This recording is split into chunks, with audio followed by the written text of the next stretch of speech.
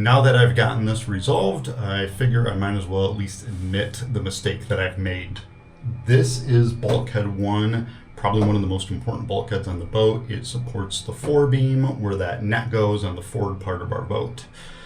Well, I made the classic mistake of not looking at the newest diagram, the newest instructions that I had for the build. When I placed my bulkhead 1, I placed it based on what I thought was the correct location, which was right at the front of that flange, right where the bow attached, that whole bow section cone went on.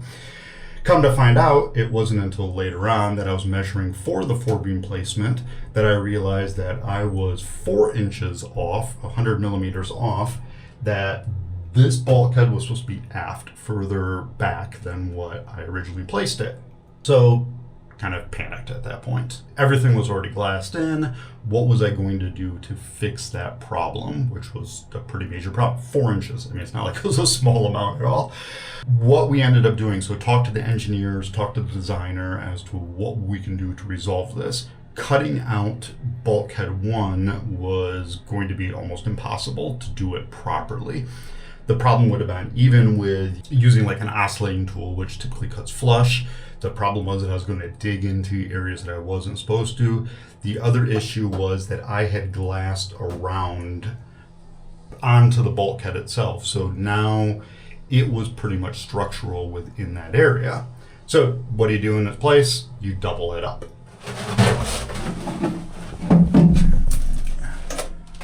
You'll see in here, kind of rough. But I think we showed in previous episodes where we had filled in the final area, so it was basically a watertight section up here. That was the green bulkhead that we have in here. What we've done is we've cut that back out. So we left roughly about 75 millimeters, so about 3 inches of bulkhead around a ring frame pretty much. And then back of that, in the proper position, I built this new bulkhead. Structurally, it's way stronger than what it would be. You know, with 2 bulkheads here, with that additional glass work, all that kind of stuff, we have added quite a bit of strength. So that's the good news. Bad news is we added weight.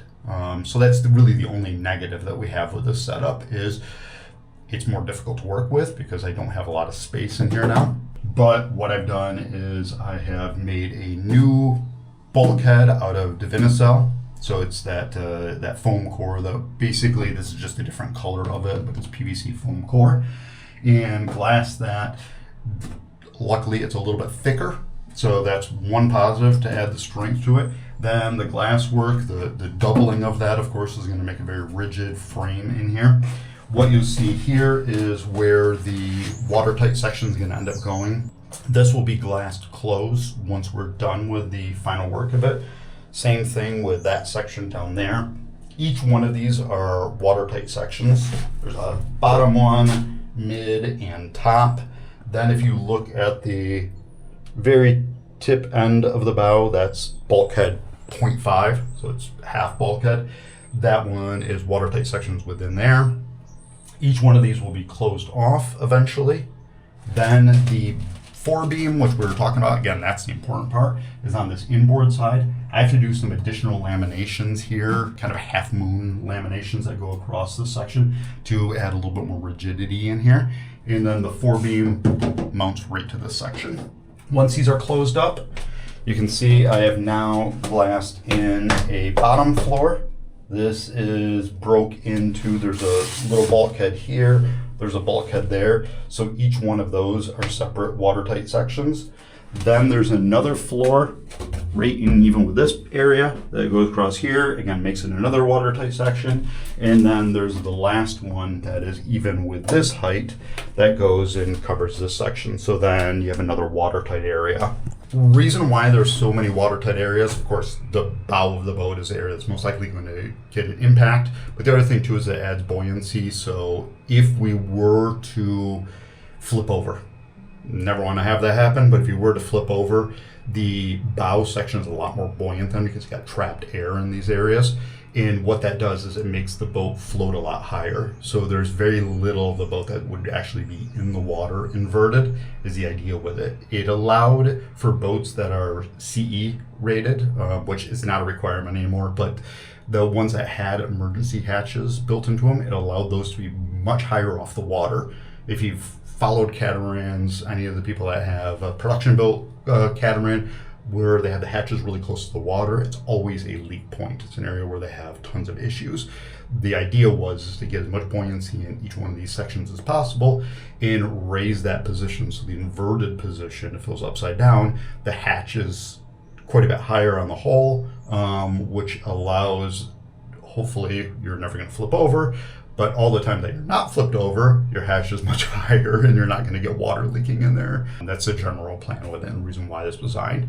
It also adds a lot of rigidity to the front of this boat.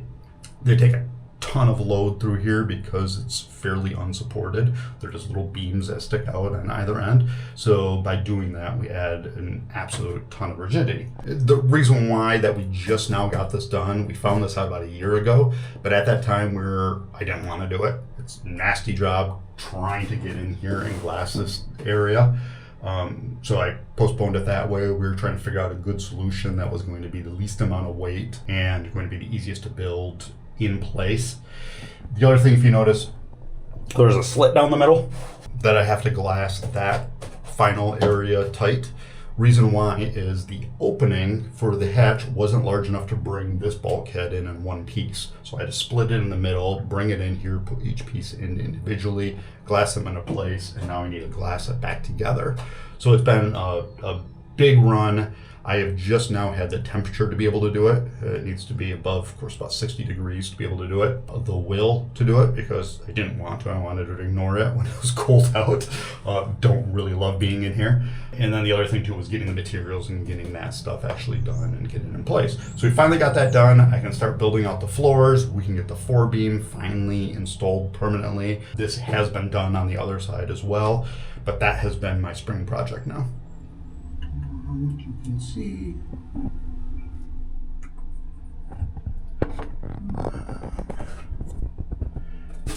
glass in to fill that in, cover that up.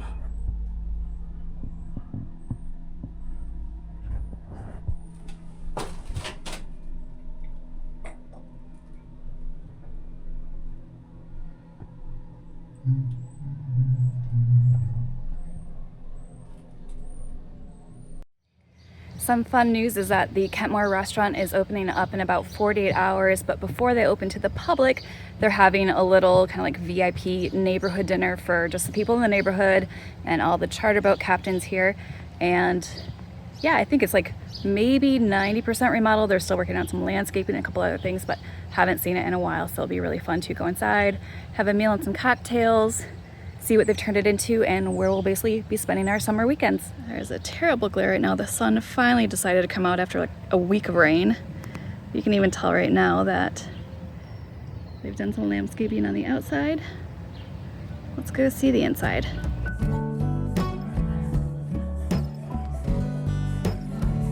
Still a little construction.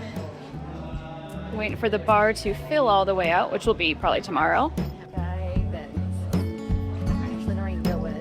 All right, try to make it like tropical, springy, so let me know what you think. All right.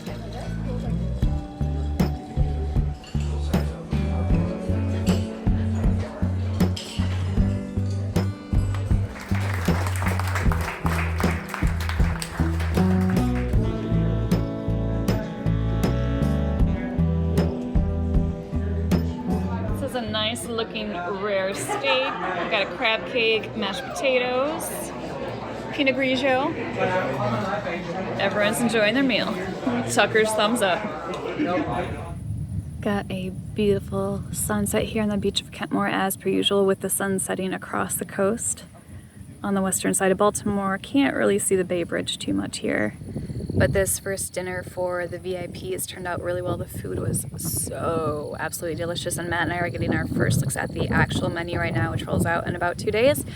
So yep, you can tell things are still kind of getting set up. This beach tiki area, things haven't been set up. Some of the tables inside haven't been set up either, but just opening for the season, it looks like it's going to be great, and we can't wait to spend a lot more of our time here. So if you're ever out on the Eastern Shore, just cross the Bay Bridge, jump down Route 8, and make sure to check it out. Hanging in the air like strings. I found you just like an open. Between boat projects, editing, and just life in general, sometimes I really need a way to tune everything out. These are the Somnipods 3 from FitNexa, and they're specifically designed for relaxation, sleep, and blocking out noise around you.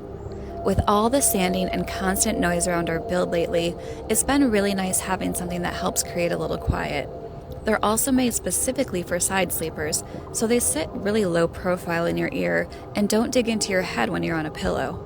You can play calming sounds, music, podcast, or even just use the active noise canceling to help block out things like traffic, snoring, or noisy neighbors. And through the FitNexa app, you can track your sleep, adjust sound settings, and even access different relaxing soundscapes. So if you've been looking for a way to wind down a little easier at night, or just block out the world for a bit, I'll leave the Somnipods 3 linked down below. Picking back up on my cabin top project from last week, it was time to sand off the first coat of Alex Seal Finish Primer that I had applied. Using our 6-inch orbital sander with 120 grit paper, I gave the surface a light scuff sand to remove any uneven bumps left by the roller, while being careful not to sand away any of the progress we had just made. For the section at the peak of the cabin top, I switched over from the power sander to hand blocking, which let me glide over the edge without altering the shape. Once the first layer was sanded back, I coated smaller sections with Dicom so I could see how many low spots were still remaining on the surface.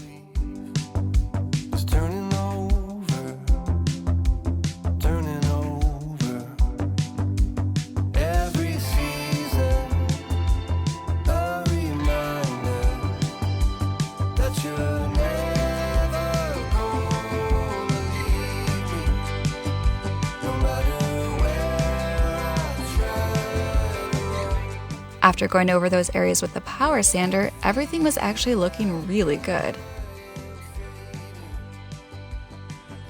However, and this part wasn't shown on camera, when I ran my hand over the surface, I could still feel a few ridges.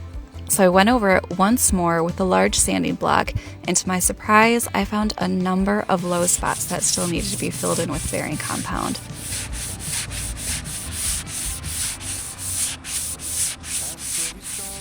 Since blocks were giving me the most accurate reading of how smooth the cabin top really was, I continued using them to sand the fairing compound once it had cured.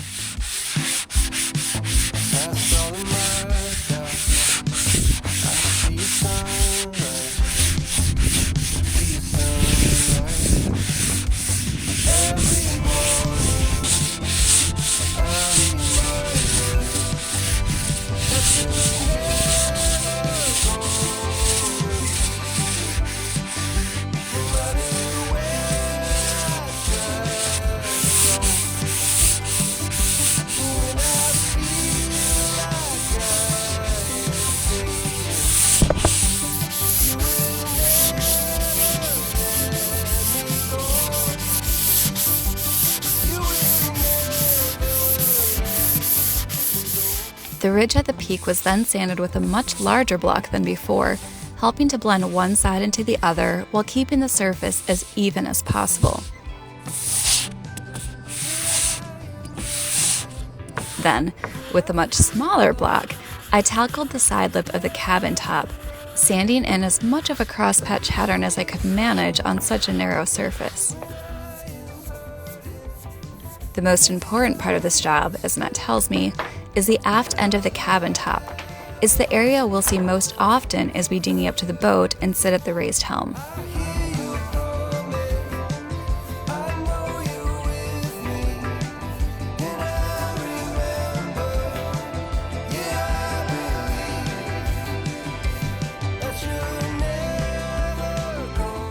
After applying Dicom and sanding it with the block, It was time to fill in the remaining low spots with Total Boat Total Fare, and there were quite a few of them.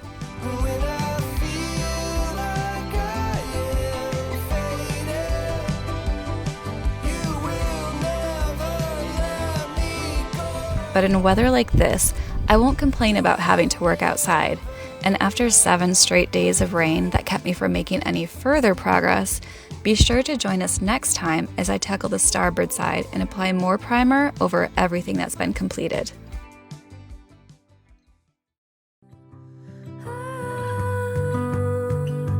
Give me your freedom. Whoa, yeah, to pieces. Yeah, I need it. Want your pandemonium. Life is so easy. Whoa, you love me to pieces. Yeah, I need it. Want your pandemonium.